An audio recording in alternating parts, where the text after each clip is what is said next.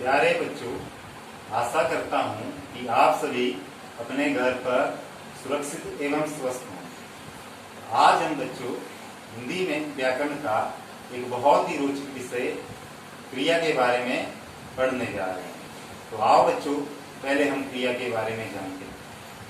क्रिया जिन शब्दों से किसी काम के करने या होने का बोध होता है उन्हें क्रिया कहते हैं।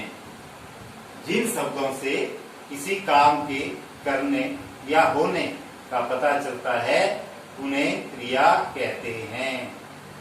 इसमें बच्चों आपने दो चीजें ध्यान रखनी है, एक काम का करना और एक काम का होना। कुछ काम बच्चों हम करते हैं, कुछ अपने आप होते हैं।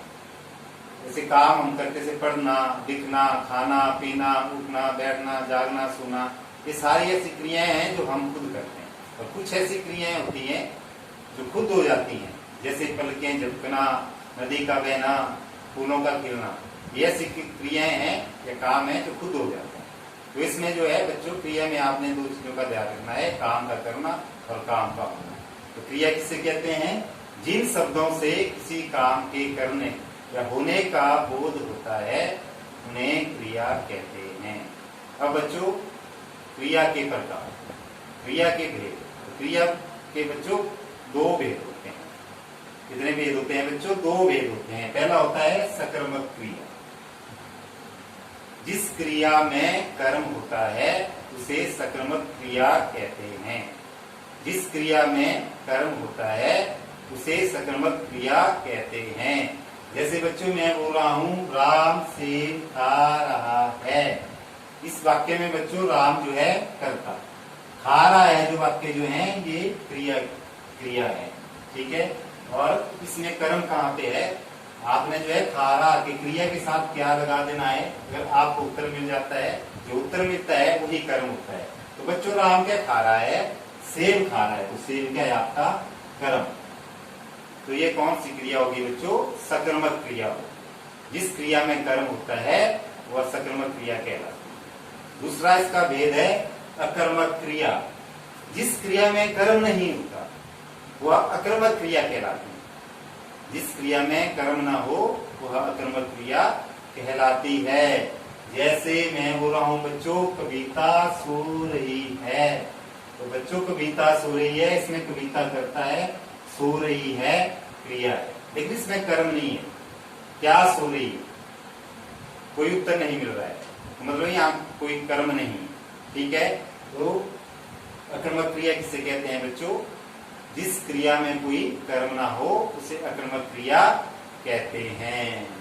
अब बच्चों हिंदी में कुछ ऐसे शब्द होते हैं जैसे था, थे, है, ये भी कई जगह क्रिया का रूप ले लेते हैं। जैसे कल सोमवार था, तो यहाँ क्रिया का रूप कौन ले रहा है? था शब्द, ठीक है। जैसे हम पढ़ रहे हैं, तो यहाँ पर क्रिया का रूप कौन ले रहा है? हैं शब्द, ठीक है। तो बच्चों हिंदी में था, थे, है, हैं, ये शब्द जो है कई जगह क्रिया का रूप ले लेते हैं। इसके बाद बच्चों कई वाक्यों में हिंदी में दो क्रियाएं आती हैं। जैसे राम खाना खाकर सो गया, तो इसमें खाना खाना एक क्रिया होगी और सोना दूसरी क्रिया होगी, सो। तो कई वाक्यों में हिंदी में जो है दो क्रियाएं दिया।